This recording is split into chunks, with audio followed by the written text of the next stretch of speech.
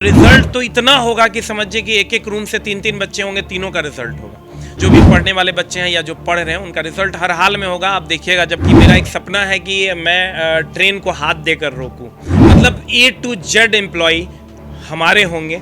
नमस्कार, आप सभी का स्वागत है न्यूज़ पीआर पर। मैं हूं रिया और मेरे साथ हैं एसके झा सर, जो कि किसी भी परिचय के मोहताज नहीं है और हर बार मैं यही बात बोलती हूं। तो ग्रुप डी के डेट्स अनाउंस हो चुके हैं सर, टेंटेटिव डेट्स आ चुके हैं। क्या ये टेंटेटिव है या फिर आप मान लें कि अब एग्ज़ाम हो ही जाएगा?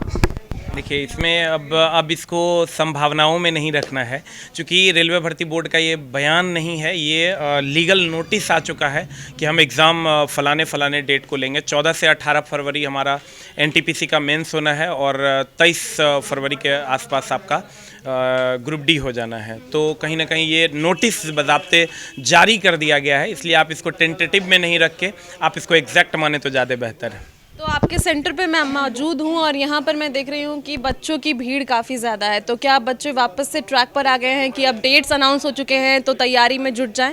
तो वो ऑफलाइन के लिए है, लेकिन जो हमारे यूट्यूब ऑडियंस होते हैं, जो आपके यूट्यूब स्टूडेंट्स हैं, तो उनके लिए अब हम चाहेंगे कि चूँकि डेट्स भी अनाउंस हो चुके हैं तो आप एक टिप्स शॉर्ट में दे दें कि किस प्रकार से तैयारी शुरू करें, जल्दी में कैसे करें, और चूँकि समय बहुत कम है तो किन किन चीज़ों का ध्यान रखना है। देखिए, सबसे पहली बात तो डरने की कोई बात नहीं है, और मैं जो भी इस वीडियो के माध्यम से आपको बताऊंगा वो डराऊंगा नहीं, मैं सिर्फ आपको जगाऊंगा कि आपको एकदम डरना नहीं है, सिर्फ जगना है।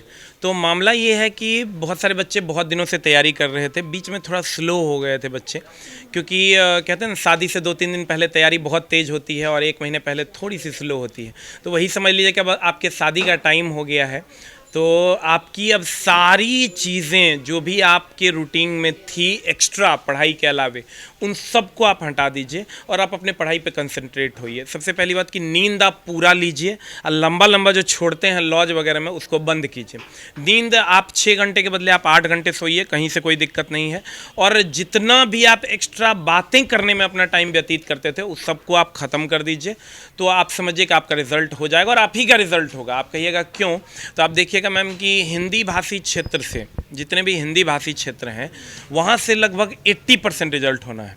अगर 1,35,000 सीट है तो आप जोड़ लीजिए कि लगभग 1 लाख के अप्रॉक्स सीट जो है वो हिंदी भाषी क्षेत्र से ही भरना है। तो रिज़ल्ट तो इतना होगा कि समझिए कि एक एक रूम से तीन तीन बच्चे होंगे, तीनों का रिजल्ट होगा, क्योंकि वैकेंसी बहुत बड़े पैमाने पर है। 1,35,000 वैकेंसी बहुत बड़ी वैकेंसी होती है, बट कंडीशंस अप्लाई। कंडीशंस ये है कि आप रेगुलरिटी कितना मेंटेन करते हैं। 1,35,000 में 1,20,00,000 एप्लीकेंट्स भी तो हैं। मैम हैं, लेकिन डरने की बात है क्या ना, कोई चचा भी फॉर्म भर दिया है, मौसी भी फॉर्म भर दी है, बहुत सारे लोग LIC के एजेंट हैं लेकिन फॉर्म भर दिए हैं, या किसी चीज़ में अन्य चीज़ में लिप्त हैं लेकिन फॉर्म भर दिए हैं।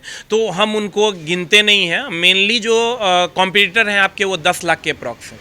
तो 10 लाख में 10 में से एक सीट आपको लेना है, ये कोई बहुत बड़ा इशू नहीं है। तो जो भी पढ़ने वाले बच्चे हैं या जो पढ़ रहे हैं उनका रिजल्ट हर हाल में होगा। आप देखिएगा, जब कुछ दिन के बाद आप ही जब इंटरव्यू कीजिएगा हमारा, तो हर 1 घंटे में आपको एक बच्चा यहाँ मिल जाएगा जिसका लगभग प्लेसमेंट हो चुका होगा इंडियन रेलवे में। तो अब रेलवे हमारा है, रेलवे पे अब हमारा कब्जा होगा। हम हिंदी भाषी क्षेत्र के लोग रेलवे को अपना बनाएंगे, और हमारा एक ही सपना है कि हम हाथ दें और ट्रेन रुक जाए। तो वही सपना शायद इस वैकेंसी के माध्यम से पूरी हो। रूल नहीं है कि आप हाथ दें और ट्रेन रुक। लेकिन मेरा चेला रूल तोड़ेगा मेरे लिए। ऐसा मतलब एक एहसास हो कि अब बस ब्रेक ना लगाए, लेकिन कह दे सर मैं ब्रेक नहीं लगा पाया लेकिन मैं रोक देता। मतलब एक एहसास है, ये एक फीलिंग्स है कि मेरा एक सपना है कि मैं ट्रेन को हाथ देकर रोकूं। मतलब A to Z एम्प्लॉय हमारे होंगे, हमारे प्रिय मित्र होंगे, और वो सारे के सारे बच्चे जो अब 6x3 के कमरा में रह रहे थे, अब उनका अंतिम समय आ गया उस कमरे को छोड़ने का। बस 2 महीना उस कमरे में रहना है और सरिया के चला एग्ज़ाम देना है। इस बार तेरा विजय निश्चित है, वो निश्चित हो चुका है। बस तुमको रेगुलरिटी मेंटेन करना है, नींद पूरा से लेना है, और कोशिश करना है 7 से 8 घंटा पढ़ाई करने का। और बहुत सारी बातें, जैसे प्रीवियस ईयर की जो बुक्स आप पढ़ते हैं, तो बहुत ज़्यादा पीछे का आप मत पढ़िए, आप 5 साल पीछे का ही पढ़िए। ऐसा नहीं कि 1995 का क्वेश्चन पढ़ रहे हैं, उस टाइम क्वेश्चंस बहुत आसान पूछे जाते थे, अब क्वेश्चन का लेवल थोड़ा सा अप हुआ है। रीजनिंग में कोशिश कीजिए आप 30 आउट ऑफ 30 करने का, और जो चीज़ कभी कभी पूछता है उसको भी पढ़िए, और जो चीज़ बहुत ज़्यादा टफ है उसको भी पढ़िए। मैथ में आप प्रैक्टिस ज़्यादा कीजिए, मैथ में बच्चा टाइम बहुत ज़्यादा ले रहा है। जैसे हम देखते हैं कि 90 मिनट का टेस्ट है तो उसमें बच्चा 45 से 50 मिनट 45 मिनट तक सिर्फ मैथे बनाते रह जाता है, तो वहाँ कैलकुलेशन टाइम आपको कम करना होगा।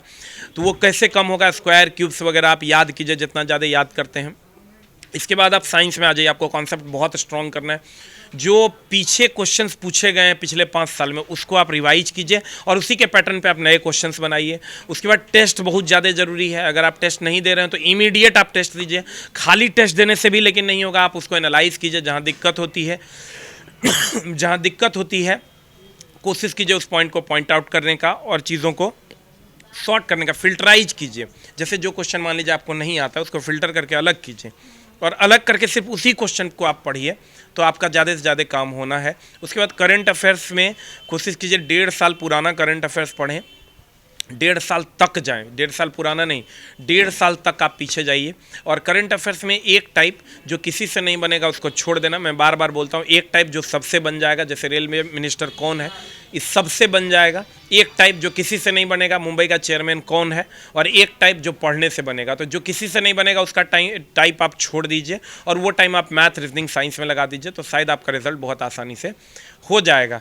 लेकिन कुछ जगहों पर आपको वर्कआउट बहुत ज़्यादा करना है। रीजनिंग में आपको पूरा का पूरा मार्क्स उठाना होगा, 30 है, 30 आउट ऑफ 30, 35 आउट ऑफ 35 आपको लाना होगा।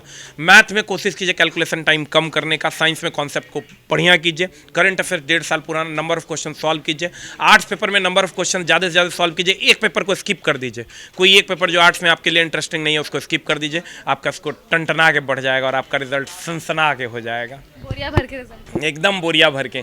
मैम हमको याद है पिछले बार ALP में 65,000 वैकेंसी थी, एक लॉज से 30 बच्चों का रिजल्ट मैंने देखा है। ये बिहार की भूमि है, यहाँ सिर्फ और सिर्फ रिजल्ट होता है। पटना की धरती किसी को निराश नहीं भेजती है। हाँ, जो बच्चे या तो बीमार हो जाएंगे तभी कुछ हो सकता है। सबसे ज़्यादा मैम प्रॉब्लम ये है, हम जो अभी बच्चों में फील कर पा रहे हैं कि आप 4 टाइम का खाना बच्चे नहीं खा रहे हैं, बच्चे 2 टाइम का खाना खा रहे हैं। मैं बच्चों को बता दूं कि आपकी 30 से 35% चांस वहीं आपका ख़त्म हो गया इस बार रिजल्ट होने का। पहले तो आप सुबह में नाश्ता कीजिए, दोपहर में खाना खाइए 12 बजे के आसपास, शाम में फिर 5 बजे नाश्ता कीजिए और रात में फिर 10 बजे खाना कीजिए। पहले तो ये रूटीन ठीक कीजिए। रूम पार्टनर से झगड़ा नहीं करना है, आपस में झगड़ा नहीं करना है। कुकर अगर वो नहीं धोएगा तो हम धो देंगे, लेकिन झगड़ा नहीं करना है। उससे आप मेंटली पीस महसूस कीजिएगा, मेंटली आपको बहुत अच्छा लगेगा, आप शांत महसूस कीजिएगा। उसके बाद आप कोशिश कीजिए कि ज़्यादा से ज़्यादा रिवीजन करने का, और नई चीज़ें जो आपकी पढ़ी हुई नहीं है उसको रिवाइज करें तो ज़्यादा उसको पढ़ें, और पुरानी जितनी भी चीज़ें हैं उसमें रिवाइज करें। मतलब 70% टाइम रिवीजन में और 30% टाइम नए चीज़ों को पढ़ने में लगाइए।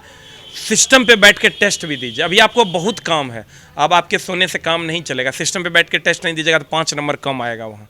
इसका भी प्रॉपर वे में ध्यान रखें।